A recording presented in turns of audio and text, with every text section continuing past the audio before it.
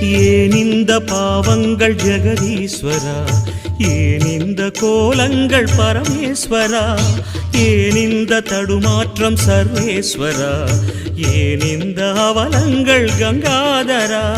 மூன்றாவதாம் உன் கண்ணையே நீர் திறப்பீர் உலகுயவே. ஆதி அறியாமலே வாழ்ந்து வரும் வாழ்விலே ஆசைகளின் ஆட்டமே பாரு. வாழ்க்கையில் சாவியும் ஆழியில் வீழ்ந்ததே, வழி என்பதென்ன இனி கூறு. கைலையில் தாண்டவம் ஆடியது போதுமே, பூமியில் நீ